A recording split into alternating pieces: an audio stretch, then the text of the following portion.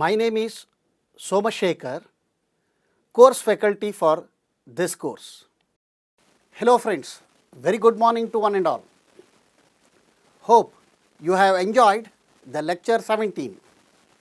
Please note, you have studied in the last lecture the followings: numericals on fluid power actuator, rotary types, numericals on fluid power actuator, linear types. In today's lecture, we will discuss in detail some of the fluid power auxiliary components, also known as subsystems, mainly on reservoir, coolers, filters, and many more. Quickly, we will see the organization of presentation. It includes the recap on the course content, just to where we are now, and then we will start the introduction to today's lecture, mainly hydraulic reservoir, functions, constructions and types. Next we will move on to coolers. Here we will discuss functions, construction and various types. Next, filters, functions, construction, types and locations. Then finally, I will conclude today's lecture. Friends, just see, this is the course outline for the entire course. Now we are here. We have covered in detail all the things: introduction to oil, hydraulics and pneumatics, basic laws and symbols, pumps, compressed air generation, preparation and distribution, air dryers, valves, actuators, and now we are here as subsystems, which are very, very important, like a primary components of the fluid power system. Here you will see here, friends, I am restricting this study only for 3 lecture hours, discussing mainly on the reservoirs, hydraulic fluids, filters, accumulators and some glimpse on maintenance. We have discussed as of now the primary components of oil hydraulics and pneumatic system, which are used to generate, control and deliver fluid power. Now we seek to present the auxiliary components or subsystems that must also be considered for building a practical hydraulics and pneumatic control system. These auxiliary components include mainly reservoirs, coolers, filters, hydraulic fluid, conduits, accumulators and many more. Please do not think these auxiliary components are most optional. They are very much needed to operate the fluid power system smoothly and for a longer duration without any breakdowns. The fluid power system may contain mainly the auxiliary components, and our 3 lecture hours mainly focused on reservoirs and some of the design aspects. They are also known as the tank or a sump. Coolers, also known as heat exchangers, filters, hydraulic fluids, conduits, which includes the hoses, pipes and various joints, accumulators. Also we will see quick glance on maintenance aspects of the fluid power system components. The commonly encountered problem associated with the hydraulic system, apart from the technical features, are flowability of the oil, leakage, contamination, inadequate and improper supply of oil, excessive temperature of the oil, excessive pressure drops, inhaling of air, entrained air due to loose joints.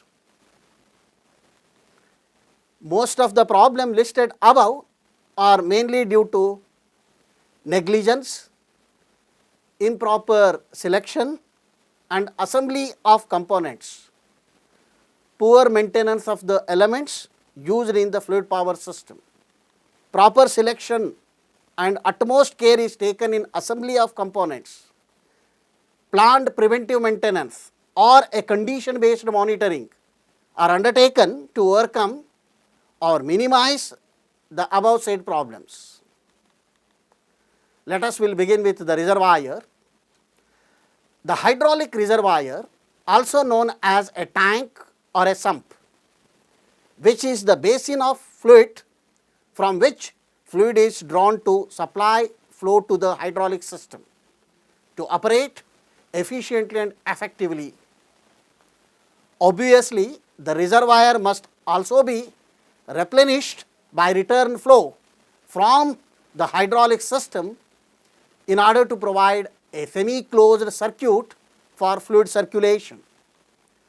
The volume of fluid in a tank varies according to temperature and the state of the actuator in the system, being minimum at a low temperature with all cylinders extended and a maximum at high temperature with all cylinders retracted. Normally, the tank volume is set at the larger of 4 times the pump draw per minute or twice the external system volume. A substantial space must be provided above the fluid surface to allow for the expansion and to present a mass of small bubbles in the liquid caused by agitation on the surface.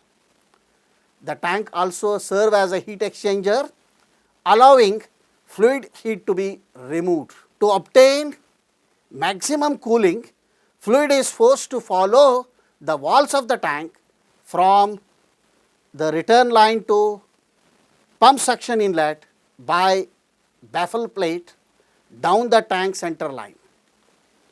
Typically, this baffle plate will be 2/3 of the height of the fluid surface.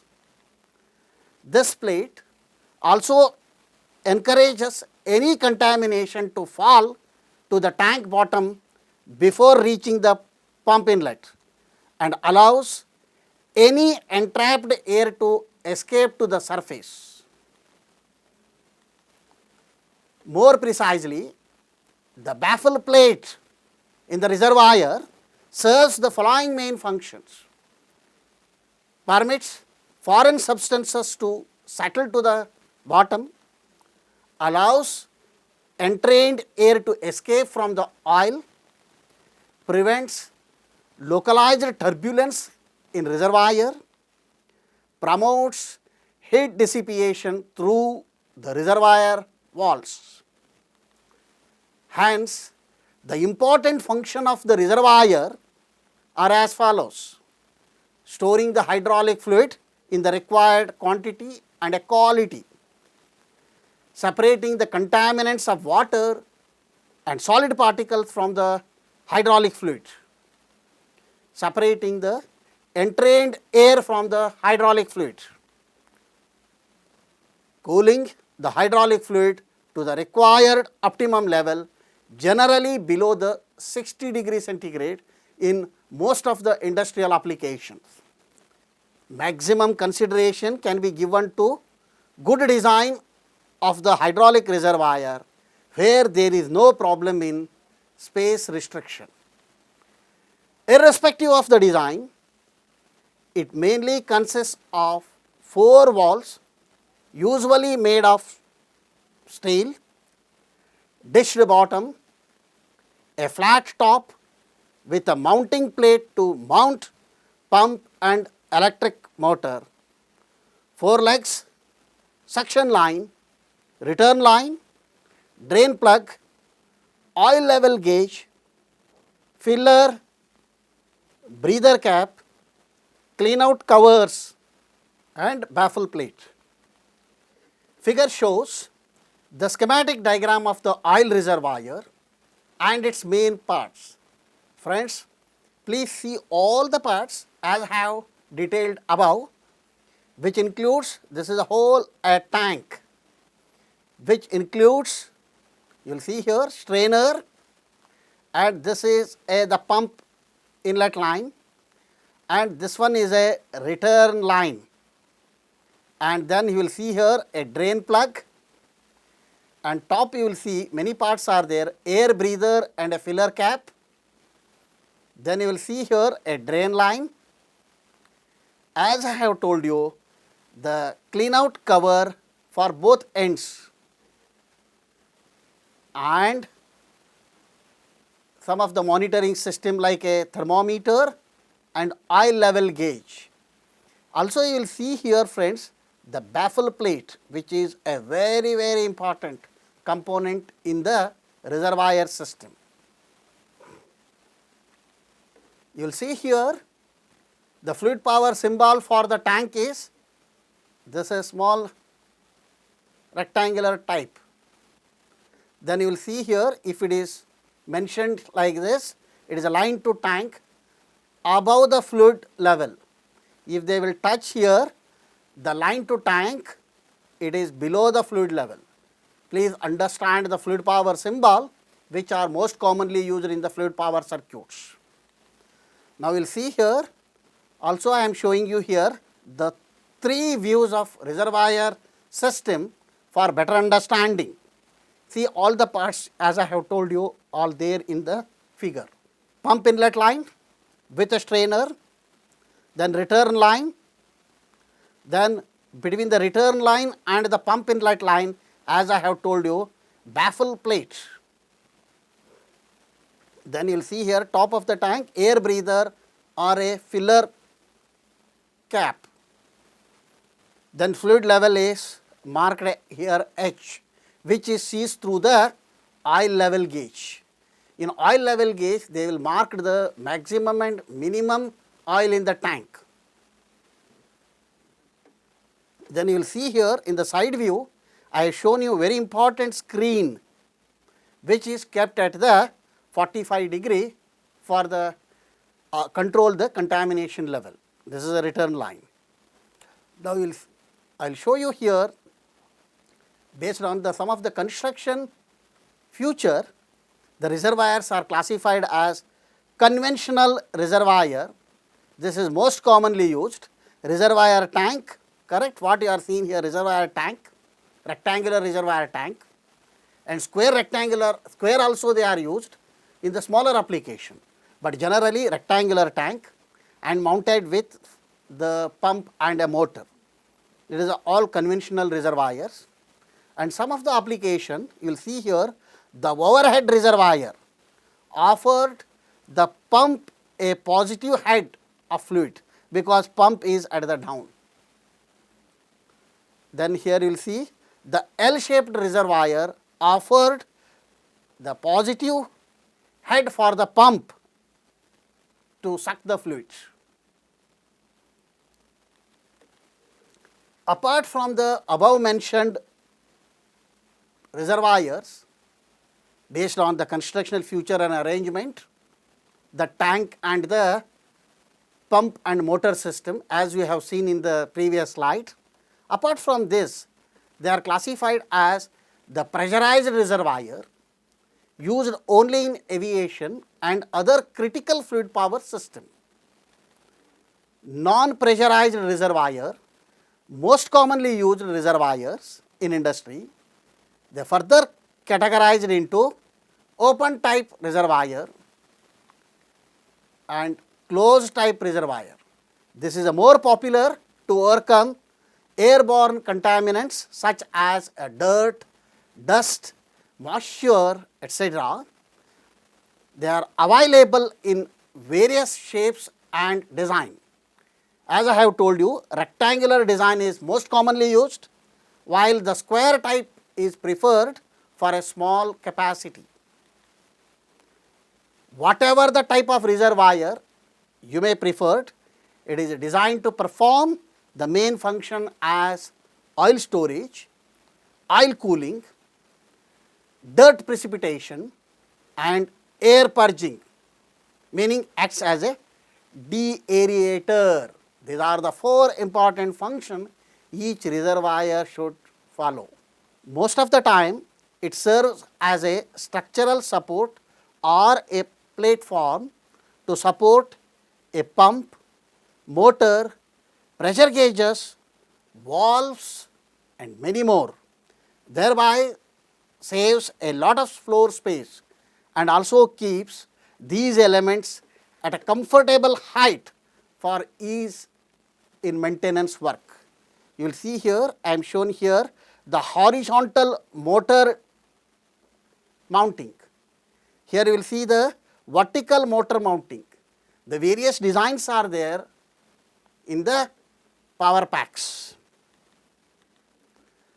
The components of the reservoir include a pump line through which a fluid is drawn into the hydraulic system by the pump, and a return line that routes all displaced fluid in the system back to the reservoir.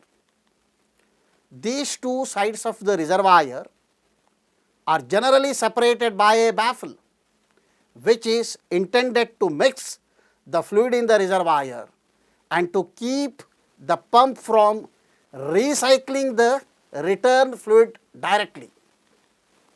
In other words, a baffle allows a fluid to stay in the reservoir long enough to benefit from the intended function that have been listed above.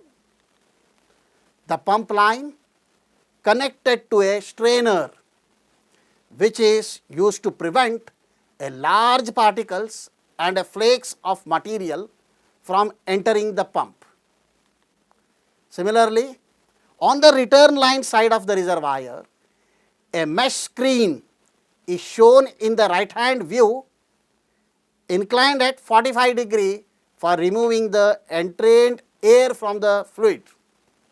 Please note, the mesh screen has been omitted from the other views as I have shown in the previous slide for the clarity. Only in the side view I have shown the screen mesh which kept at 45 degree angle. The angular cut of the bottom of the return line tube is used to direct fluid flow towards the reservoir walls, where a convective and a conductive heat transfer may occur most efficient as the moving fluid passes over the cool walls of the reservoir. Please note, the following four main points should be considered while designing the efficient reservoir system. What are those? Based on the application, the sizing of the reservoir is very important, because which will stores the hydraulic fluid. And then quality of fluid, meaning the mechanism you have to provide for separating the contaminants, and also overcome the adverse effect of entrained air, which is a very dangerous in the hydraulic reservoirs. And last but not the least, cooling the hydraulic fluid is also essential. These are the four important points you have to consider while designing the reservoir system. Let us will see one by one now. Sizing. Perhaps one of the most common rules of thumb for designing the hydraulic control system is to size the reservoir so that it stores a volume of fluid that is equal to 3 times volumetric flow rate of the pump when measured in units of volume per minute. In other words, if the pump is capable of drawing 100 liters per minute from the reservoir, the nominal volume of the fluid held in the reservoir should be at least 300 liters. This rule of thumb allows to the hydraulic fluid to dwell in the reservoir for at least 3 minutes before it is pumped back into the hydraulic system for use. This dwell time allows for the separation of contaminants and entrained air prior to reusing the fluids. If the reservoir is used to service a hydraulic control system that uses a double acting, single acting, linear actuators and or accumulators, then the fluid level in the reservoir will increase and diminish during the operation of the system. The fluid level in the reservoir is shown by the symbol H in the previous slide. This change in fluid level is due to the fact that a single linear actuators are non-symmetric and are capable of storing hydraulic fluid within the hydraulic system as the actuators extend. Hydraulic accumulators are also capable of storing the hydraulic fluids. Note, double rod actuators and rotary actuators are symmetric and do not create an alteration in the fluid level within the reservoir. In order to ensure that the reservoir is large enough to store the exchanged hydraulic fluid within the system, the maximum volume of the reservoir should be designed such that Vmax equal to Vmin plus summation of n equal to 1 to capital N, An, Ln plus Vacc. What is this? Vmax is the maximum volume of the reservoir is equal to the minimum volume of fluid required to keep the pump line and return line submerged within the reservoir. An is cross-sectional area of the rod, not the piston, for the nth actuator. Capital N is total number of double acting, single acting serviced by the reservoir. Ln is maximum stroke length of the nth actuator. Vacc equal to total volume of all accumulators in the system. Please understand friends, here while sizing the reservoir, you have to take into account the available actuator, whether it is a single acting, double acting, and the rod area, as well as the number of accumulators used to support this reservoir. It should be noted that the air breather is an integral part of the fill cap of the reservoir for maintaining an atmospheric pressure within the reservoir while the fluid level goes up and down. Then we will see the quality of fluid, second important parameter in designing. This is based on the mechanism incorporated in separating the contaminants. Another important function of the reservoir is to facilitate the natural separation of the contaminants that are in the hydraulic fluid.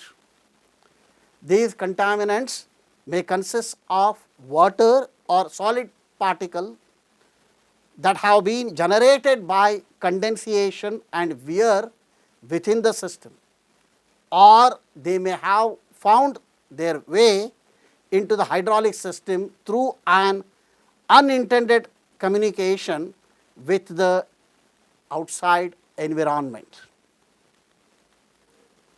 Water content in hydraulic fluid degrades the fluid properties quickly, and any fluid exceeds 0.2% of water should be discarded. You will see how much oil is safe from the moisture.